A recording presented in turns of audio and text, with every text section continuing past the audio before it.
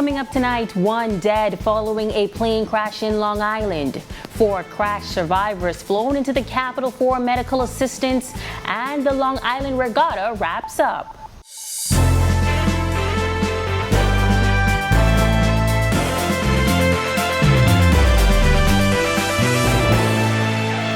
This is our news weekend edition. Thank you so much for tuning in. I'm Megan Shepard.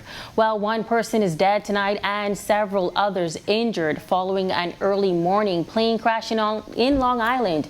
Our Candino Knowles is standing by with the details. Candino, what can you tell us? Megan, a tragic end to a weekend that was supposed to be one to remember for a group of friends, as Air Accident Investigation Department Chief Investigator Delvin Major confirming that a plane crashed. The plane that they were on crashed in bushes in Deadman's Key this morning, killing 1 passenger and injuring others. Family and friends identifying the woman as Alethea Newbold. She was among the 7 souls on board the Piper Navajo, that number including the pilot.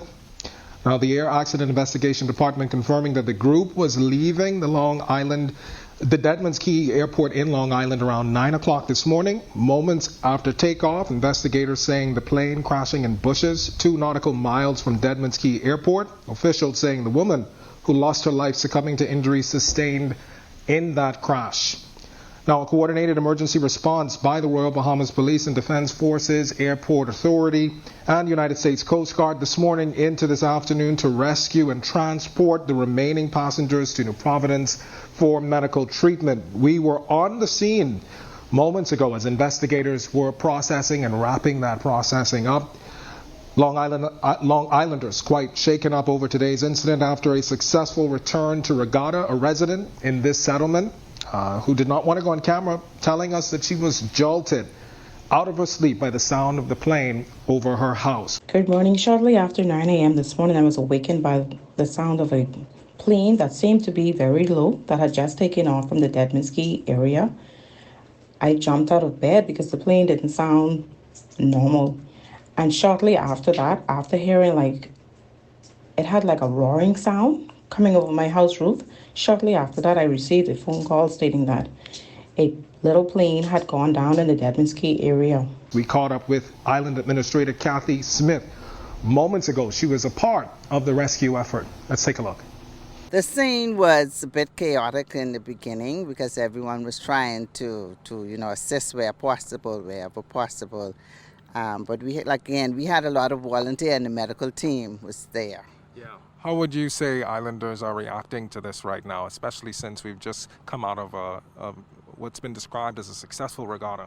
Yes, the Islanders are, shocked after having a successful regatta and, to wake up to this morning. But they're handling it well. They're giving God thanks because it could have been worse. We only had 1 casualty from the crash. So other than that, they're it could have been worse, and they're just thanking God for the event. Yeah. And how do you feel? Well, I'm feeling really good because it was team effort and we got the survivors out as quick as possible after assessing them, and the United States Coast Guard was nearby and they assisted us very well in transporting the survivors to Nassau. Now, we are being told that the captain of this fatal flight was Brad McPhee. Images of the crash being shared since early this morning, showing scenes from the crash now under active investigation. We also learned earlier today that Naya, the daughter of Minister of Works and Utilities Alfred Sears, was also on board that flight. And what was sobering for us, Megan, was when we learned of another woman on board, Rhiannon Thomas. She's a resident of Freeport, Grand Bahama. She was one of the women interviewed, and I interviewed her just days ago. She was enjoying the regatta, but also showing off a garment that she had made, and was so excited to share that moment with us. I just learned how to sew, and I made this. Now, while we await an official report into today's incident, there's been lots of speculation about existing weather conditions and how that may have impacted this incident today. We've been watching a weather system impacting conditions here at home. I can tell you that we've been on this island since Wednesday, and conditions have not always been the best. There's been intermittent rain, overcast skies. We've also seen races in the regatta, rescheduled as a result of these weather conditions. I spoke with some passengers who came on Bahamas Air's 120 flight this afternoon, saying that upon landing there seemed to be some really rough conditions, so they were quite frightened coming into this airport today. And obviously, weather conditions not stopping the return of the regatta, though. We did see that the show went on and it has been described as a success. But, lots of beautiful memories made this weekend. But we can assume that the memories that these individuals involved in today's crash will have will be quite somber, even though this island is still on an economic recovery. It's a story that we will continue to follow. Back to you, Megan. Thank you so much for that, Kendino. Definitely a somber end to what was a weekend of fun and festivities.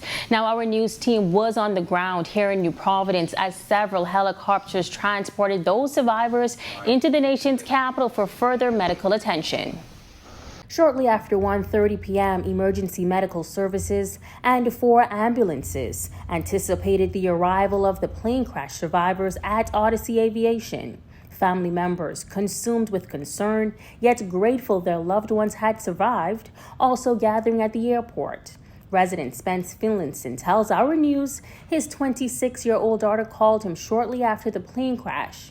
He says, while still panicked, seeing a photo of her alive and well circulating on social media helped to put his mind at ease. She called me early this morning to say that the plane had crashed. She was okay, and there were 1 or 2 persons who were sort of injured. And she wanted me to call the authorities here, so I called Civil Aviation and Air Traffic Control, and then they told me that they had everything covered because the report came from the police department in Long Island notifying them of the crash. I was on my way to church. I said, oh my God, what is this? But the only thing that kept me was that she was she was in with all of her faculties and everything else. And, she called me back a couple of times during the church service to say that what was going on, the doctors had come and they were checking them out and everything else. But as they say, it's not an easy road. I haven't calmed down as yet from that call this morning. And that was when she called me, it was about 9:15 this morning. Minister of Public Works and Utilities Alfred Sayers, along with his wife, also anticipating the arrival of their daughter who survived the plane crash as well. Now, Deputy Director General of Tourism, Kenneth Romer, says all of the survivors are now on New Providence and have been transported to local hospitals for further medical attention. They were assessed by the medical team led by Dr. Iferento, and are now being transported to the Daughters Hospital and the Princess Margaret Hospital at this time. Unconfirmed reports is that 1 person would have been deceased. The body is still in Long Island. Immediately, a team from New Providence were deployed to Long Island, again from our Aircraft Accident Investigation Authority, Civil Aviation Authority, and that they will be providing further updates as it relates to this accident. Romer says investigations are ongoing to determine the cause of the crash. Again, this is a story that we will continue to monitor. Meanwhile, the Long Island Regatta closing out with an economic bang on Saturday night. Winners in each class taking home trophies and cash prizes. Deputy Prime Minister and Minister of Tourism Chester Cooper was in Salt Pond yesterday for the closing ceremony. The Deputy Prime Minister telling Our News he's happy about the return of regatta and its economic impact on the island. The economy is doing extremely well. We saw it in Exuma, and know we're seeing it here as well. In terms of accommodations, rental cars, food, culture, entertainers. Really, it's a very important occasion for the islands. Some of the vendors at these regattas, this is their only gig for the year. And for some of them, they make enough money to carry them through the year. And that's why these regattas are so important. And I'm delighted that the regattas are back. We led the way in Exuma. Now I'm here to support Long Island. and so far so good. Minister of Family Island Affairs Clay Sweeting also in Salt Pond Saturday night, excited about the thousands of people who turned out to support Long Island, while also touting the imminent designation of sailing as the national sport. You can see behind me the economic activity, the persons that's enjoying the camaraderie of the people here in Long Island, and just to celebrate us as Bahamians and the culture. And as we move towards making sailing a national sport, I think it's fitting that we continue to move with these regattas throughout the country and just enjoy what being Bahamian is and how to brand this essence. With the 2022 hurricane season now in effect, Executive Chairman of the Disaster Reconstruction Authority, Alex Dorr, says the Davis administration wants to get Abaco residents out of domes. The government, under instructions from the Prime Minister, is now working on a program to try and get those persons out of the dome as soon as possible, especially with the impending hurricane season. Hurricane Dorian decimated portions of Abaco and Grand Bahama in September 2019. Following the storm, then Prime Minister Dr. Hubert Minnis announced the establishment of temporary housing in the form of dome-like structures that was expected to cost about $6.4 million. He said the government planned to set up 250 domes on Abaco in a tent city. Since the project was announced 2 years ago, the government has experienced an array of challenges with erecting the structures. Storr says there are 39 domes installed in Spring City, 4 of which are uninhabited.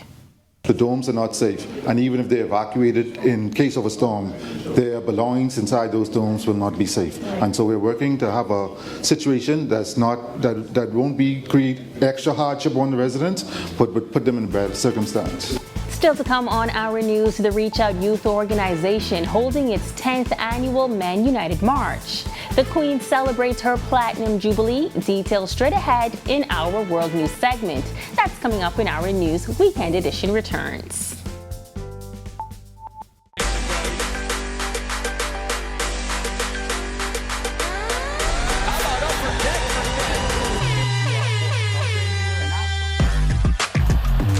Got size at 6'5".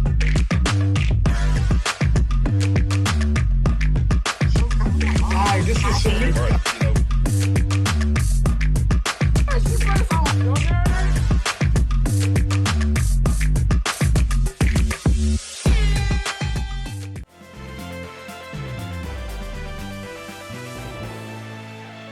You're watching our News Weekend Edition. Welcome back. Reach Out Youth Organization will host its 10th Cecil Thompson Men United March on Whit Monday at 10 a.m.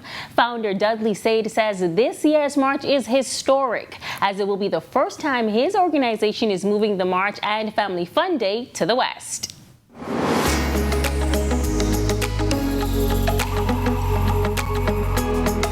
We're going to march against social ills, crime, but the theme of the march again is let's save our youth. That's the whole purpose, and I'm so happy that we have Cecil Thompson, the honoree, and we're going to be honoring about 12 pastors who made an impact in this community, also the community in Grand Bahama. During the march, also when the march is done, we're going to have a basketball tournament from ages 13 to 18. And for the first time, flag football will be played in 8 Mile Rock. The Royal Bahamas Police Force and Alive will be partnering with Reach Out. We are happy, we are delighted that it is coming to the West, and now West Grand Bahama has the same opportunity to see exactly what it is or feel a part of Grand Bahama as everything normally happens in Freeport. This sponsorship emphasizes the importance we place on not only being connected, but also on staying connected within our communities. Connected as individuals, collectively as communities, and even more as a country. 2 of the honorees, Cecil Thompson and Pastor Barry Morris, are making an appeal for residents to come out and enjoy. I make a final appeal to the residents of 8 Mile Rock community, particularly graduates of the 8 Mile Rock High School who are grandparents themselves. on the 6th, on Whit Monday, I want you to put your presence where your mouth is. Assemble at the Church of God in Hannah Hill and march with us against crime and all criminal activity. We don't want crime anymore. We want to live in peace. We want to live in harmony. The way we were brought up to be is an honor. And so we're glad to partner with this initiative. And I can assure you that you can get some good jumper church music. We can play. We want you to get in the streets, dance, and celebrate, because we live in a good country. Definitely an event to support. Well, the United Nations and the Bahamas Development Bank announcing the launch of the Joint Sustainable Development Goals Fund under the theme Building Back Equal through Innovative Financing for Gender Equality and Women's Empowerment. Jared Higgs tells us more. Agriculture, sustainable tourism, and creative cultural industries. All areas difficult for vulnerable groups to access funding for, but that's meant to change through the United Nations Joint SDG Fund. United Nations Resident Coordinator Dr. Gary Keneal explains the goal of the funding. Through this program, launched today, we will enhance the technical capacity, confidence, leadership skills, and financial knowledge of women and youth entrepreneurs in the Bahamas.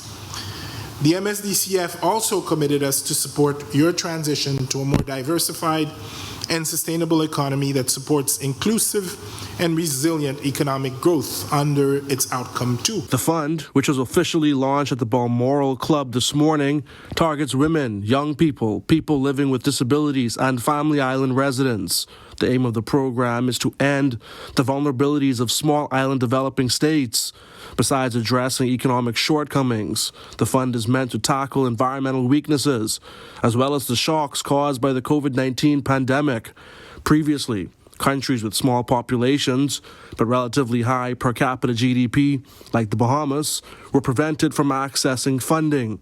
However, UN Women Caribbean representative Tony Ann Broadbar says this fund is different. Many countries that we cover, like the Bahamas, have not been able to access development financing because they're considered too developed for development aid. That is why we're so excited to be able to have the SDG Fund, which says any small island developing state, regardless of ODA eligibility, should benefit. The SDG Fund is starting out at about $1 million, but Dr. Keneal says there's more to come. The Bahamas is first out the gate in the region, and officials say they'll take the Bahamas experience to roll out other programs in the region. The Bahamas Development Bank will serve as a focal point for the SDG's work. BDB Chairman Senator Quinton Lightbourne says the BDB shares in the commitment to empowering vulnerable groups. It is our intent that the success of this project will pave the way for future pathways to access regional financing for Bahamian women and youth entrepreneurs. By providing financing in tandem with capacity building, we are certain that this project will improve the viability of the businesses that they ultimately participate in. Reporting for Our News, I'm Jared Higgs. Parts of South Florida experiencing heavy rain and flooding Saturday as a storm system moved across the state. Officials in Florida warned motorists about road conditions as many cars were stuck. Queen Elizabeth II marking 70 years as head of the British monarchy this year, becoming the first monarch in the nation's history to celebrate a platinum jubilee. Thousands of Britons flocked to central London for the jubilee celebrations. The celebrations began with the Queen's birthday parade, known as Trooping the Colour. The Queen and members of the royal family gathered on the Buckingham Palace balcony for the 70 aircraft fly past.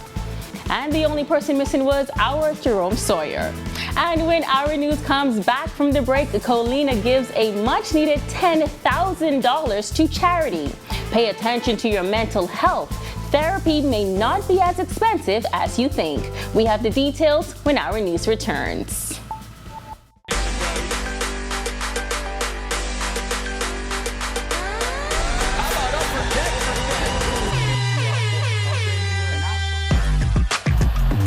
Got size at 6'5".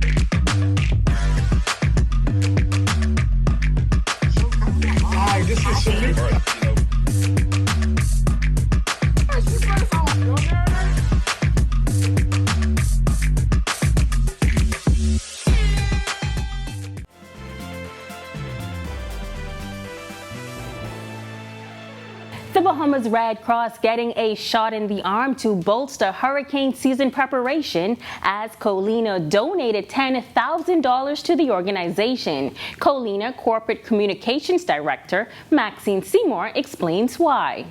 Climate change is very real, and as we see even recently with a little bit of rain and the massive flooding that we've experienced on this and other islands, we have to be prepared in the event of an unlikely disaster. Of course, we don't want hurricanes to come, but it's more likely that from June to November each year they may come. And if they do, who are we going to call on? I mean, the Red Cross is the classic. Once there's a disaster, and even on a regular basis, as she would have demonstrated to us through their daily Meals on Wheels program, we need the Red Cross, and so Colina wanted to make sure that we did our part to help the Red Cross prepare for this hurricane season. The Red Cross was one of several NGOs that immediately bounced into action during Hurricane Dorian in 2019. Bahamas Red Cross Director General Alicia Pinder says a donation like this will go a long way this hurricane season. Companies like Colina, we always appreciate when they think of us because it tells us that they are community minded. Here at the Bahamas Red Cross, what we want to do, and we continue to have programs and use distribution that benefits community. Of course, this is challenging usually, but coming out of a COVID environment when our usual forms of fundraising would have been more or less depleted because of the restrictions, we find that we are more and more challenged. The stigma and perceived financial burden of seeking therapy for mental health leaves many people to place mental health on the back burner. But one therapist is encouraging Bahamians to take a closer look at priorities for better mental health. Therapist Christina Johnson says mental health is something we all need to be mindful of and nurture. I do find it really unfortunate that, we can talk about very openly and freely illnesses that affect other parts of our body, but when it comes to our brains or our emotional hearts, not our physical hearts, that's when it becomes uncomfortable and kind of taboo for people to address. On top of the stigma, Johnson says there is also the misconception that therapy is too expensive and out of reach. Johnson agrees therapy is a financial investment, but if you take a closer look, you may find therapy costs less than other items in your budget. For people who say therapy is too expensive or they can't afford therapy, we really have to take an honest look at, okay, we can spend $540 on a wig, or we can spend that same money on the health care that we really need. So it really comes down to priorities and where you're choosing to spend your money. Sometimes the only financial barrier to therapy really is where you choose to spend your money. So instead of waiting until you are in crisis, Johnson recommends focusing on mental health daily and being more intentional about self-care. We respond far too reactively, more so than proactively when our mental health is concerned. We tell ourselves things like, oh, it's not that serious. Oh, somebody else has it worse than me. And, we tend to put things on the back burner. But then things can get worse if we do that, right? So not waiting until the last minute, until it's unbearable to take care of yourself, to pour into yourself. It's something that we need to focus on daily.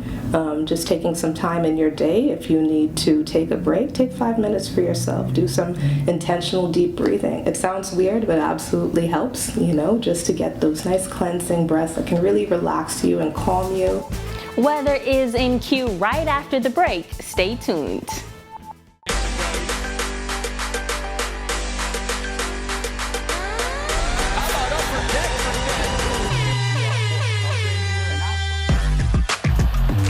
Got size at 6'5".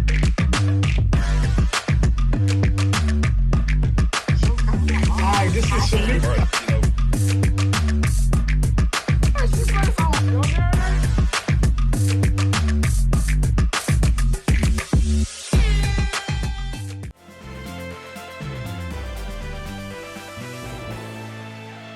Welcome back to our News Weekend edition. A wet holiday weekend, to say the least. Let's take a look at the weather forecast over the next few days.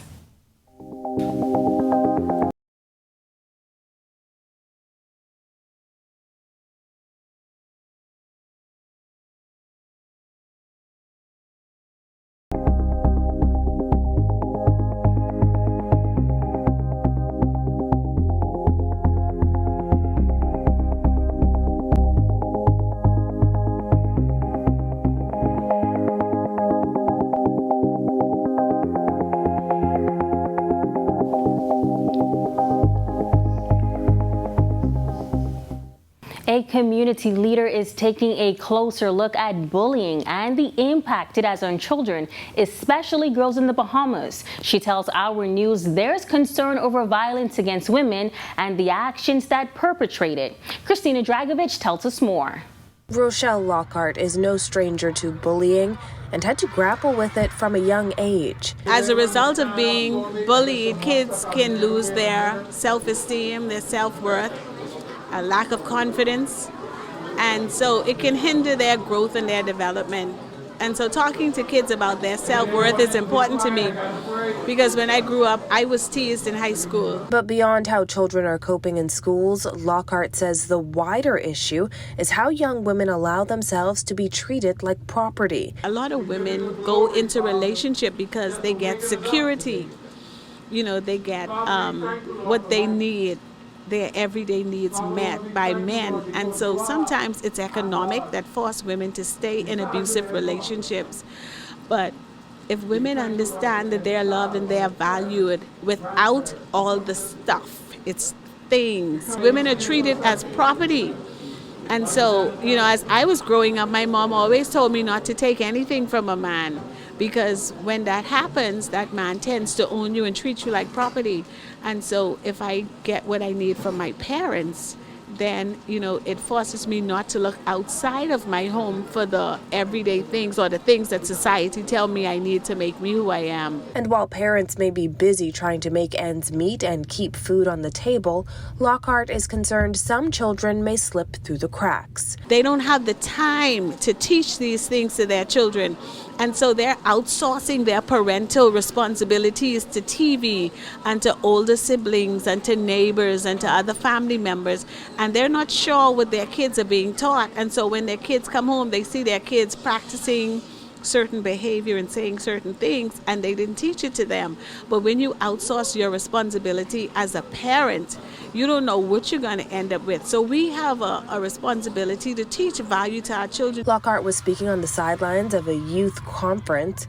Reach Out Youth Organization Executive Director Douglas Seed says it was important to speak to young women as well as men. A lot of times the ladies are making bad decisions on picking young men who they know are dealing in drugs, and picking young men are committing crimes in our country.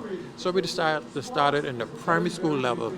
A lot of times we have conferences only for the adults, for kids in the high school, but I think what we need to do is touch them in the primary school. Organizers want to send the message to all young people to choose Christ over guns. Reporting for Our News, I'm Christina Dragovich. Thank you so much for joining us for Our News Weekend Edition. On behalf of the entire news team, I'm Megan Shepard. Continue to have a safe and wonderful weekend.